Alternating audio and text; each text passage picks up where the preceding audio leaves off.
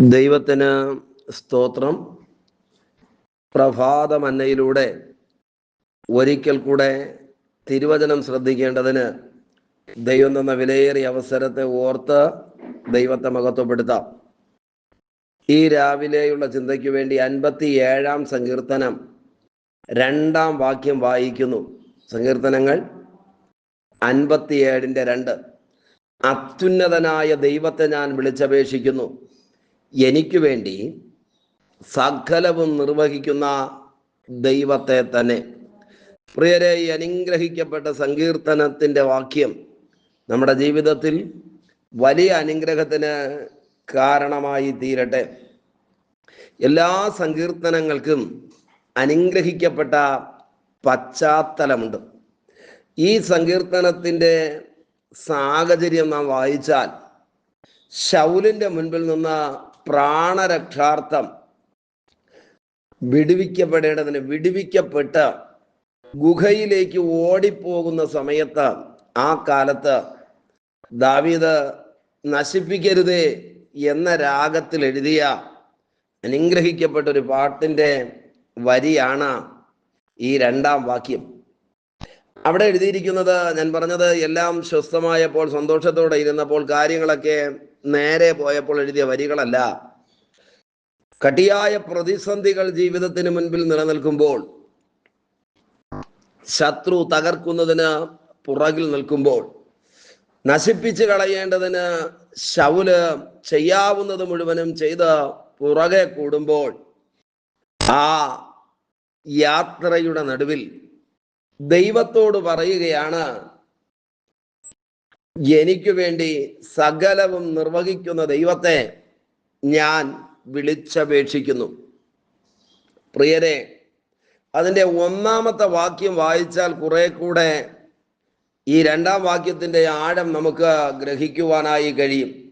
അവിടെ കണ്ണുനീരോടെ ദൈവത്തോട് പറയുകയാണ്, ദൈവമേ, എന്നോട് കൃപയുണ്ടാകണമേ, എന്നോട് കൃപയുണ്ടാകണമേ, ഞാൻ നിന്നെ ശരണം പ്രാപിക്കുന്നു.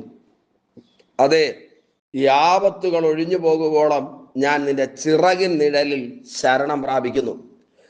ശത്രുവായ ശൗല് തകർത്ത് കളയേണ്ടതിന് ദാവീദിനെ പിന്തുടരുമ്പോൾ, ദാവീദിന്റെ ഹൃദയത്തിന്റെ ആഴത്തിൽ നിന്നുള്ള പ്രാർത്ഥന ഇതാണ്, ഈ ആപത്തുകൾ ഒഴിഞ്ഞു പോകുവോളം. ആമേൻ. ഇന്ന് പ്രഭാതത്തിൽ ആപത്തുകളിലൂടെ കടന്നു പോകുന്നവർ, പ്രതികൂലങ്ങളിലൂടെ, പ്രശ്നങ്ങളിലൂടെ കടന്നു പോകുന്ന ആരെങ്കിലും ഈ സന്ദേശം കേൾക്കുന്നെങ്കിൽ ഞാൻ പറയാം, ഈ ആപത്തുകൾ എന്നും എന്നേക്കും നിലനിൽക്കത്തില്ല. ഈ ആപത്തുകൾ ഒഴിഞ്ഞു പോകുന്ന അനുഗ്രഹിക്കപ്പെട്ട മണിക്കൂറുകളും ദിവസങ്ങളും ദൈവം പ്രദാനം ചെയ്യും. ഈ 1-ാം വാക്യം വായിക്കുമ്പോൾ നമുക്കൊരു സത്യം മനസ്സിലാക്കാനായി കഴിയും. ജീവിതത്തിൽ ആപത്തുകളോ പ്രതികൂലങ്ങളോ പ്രതിസന്ധികളോ ഉണ്ടെങ്കിൽ ഭക്തനായൊരു മനുഷ്യന് ശരണം പ്രാപിക്കുവാൻ ഒരിടമുണ്ട്. അത് ദൈവത്തിൻ്റെ ചിറകിൻ്റെ നിഴലിലാണ്.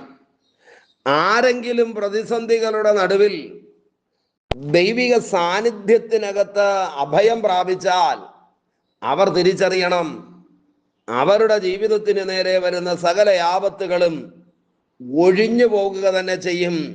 അതിന് മാറ്റമില്ല. ഞാൻ പറഞ്ഞ 2 കാര്യങ്ങളാണ്. ഒന്ന്, ഭക്തനായൊരു മനുഷ്യന്റെ ജീവിതത്തിന് നേരെ പ്രതികൂലങ്ങളും പ്രതിസന്ധികളും കടന്നു വന്നാൽ അവൻ ഒളിച്ചിരിക്കുവാൻ, മറഞ്ഞിരിക്കുവാൻ ഒരിടമുണ്ട്. അത് ദൈവ സാന്നിധ്യത്തിൻ്റെ മറവിലാണ്. ആരാണോ ദൈവ സാന്നിധ്യത്തിൻ്റെ മറവിൽ മറയുവാൻ വേണ്ടി കൊതിക്കുന്നത്, അവന് നേരെ വരുന്ന ആപത്തുകൾ ഒഴിഞ്ഞു പോകുമെന്ന് ഈ വാക്യത്തിൽ നിന്ന് നമുക്ക് ഗ്രഹിക്കുവാനായി കഴിയും.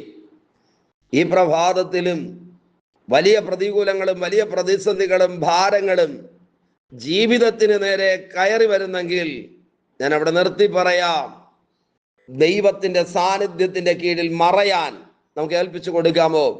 എല്ലാ ആകുലതകളും മാറിപ്പോകട്ടെ, നിരാശകൾ മാറിപ്പോകട്ടെ, ടെൻഷനുകൾ മാറിപ്പോകട്ടെ. അങ്ങനെ നമ്മൾ മറഞ്ഞാൽ നമുക്ക് നേരെ വരുന്ന ആപത്തുകൾ ഒഴിഞ്ഞു പോകുക തന്നെ ചെയ്യും. അടുത്ത വാക്യമാണ് നമ്മൾ വായിച്ചത്, അത്യുന്നതനായ ദൈവത്തെ ഞാൻ വിളിച്ചപേക്ഷിക്കുന്നു. വലിയ പ്രതികൂലങ്ങളും പ്രതിസന്ധികളും ഒക്കെ ജീവിതത്തിൽ വന്നപ്പോൾ ദൈവമില്ലെന്നും ദൈവം എന്നെ ഉപേക്ഷിച്ചെന്നും ദൈവം പ്രവർത്തിക്കുന്നില്ല എന്നും പറഞ്ഞ് ദാവീദ് പുറകിലോട്ട് മാറി എന്നല്ല, ആത്മിക ജീവിതം കുറച്ച് പുറകിലായി പോയെന്നല്ല. സാധാരണ നമുക്കറിയാം, പ്രതികൂലങ്ങൾ ജീവിതത്തിൽ വന്നാൽ, പ്രശ്നങ്ങൾ ജീവിതത്തിൽ വന്നാൽ അത് നമ്മുടെ ആവേശത്തെ തണുപ്പിക്കും, അത് നമ്മുടെ പ്രവർത്തനങ്ങളെ ബാധിക്കും, നമ്മുടെ പ്രാർത്ഥനാ ജീവിതത്തെ പോലും പലപ്പോഴും അത് മന്ദഗതിയിലാക്കി തീർക്കും.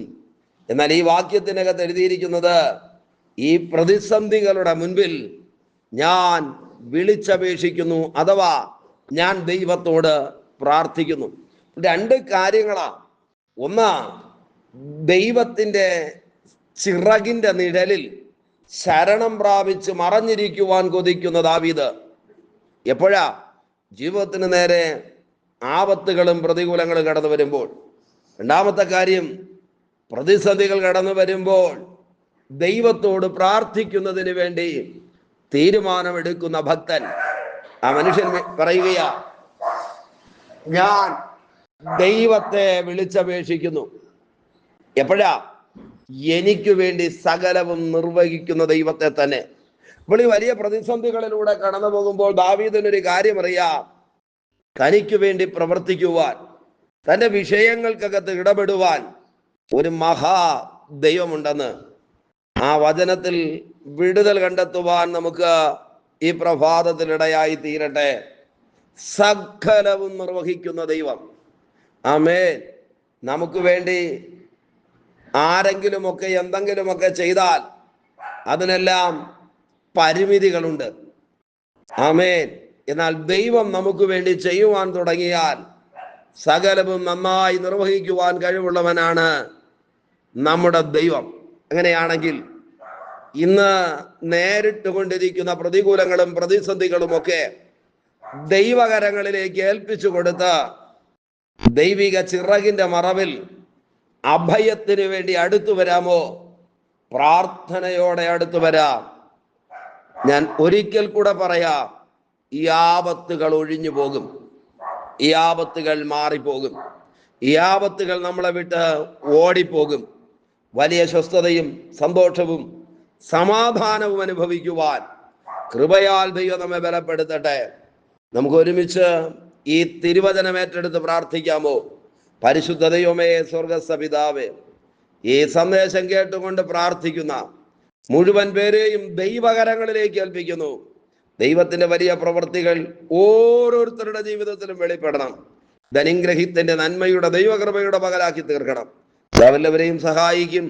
അധികാരമുള്ള യേശുവിന്റെ നാമത്തിൽ പിതാവേ, ആമേൻ, ആമേൻ. Okay, God bless you. ദൈവമായ കർത്താവ് എല്ലാവരെയും ധാരാളമായി അനുഗ്രഹിക്കട്ടെ. ആമേൻ, ആമേൻ.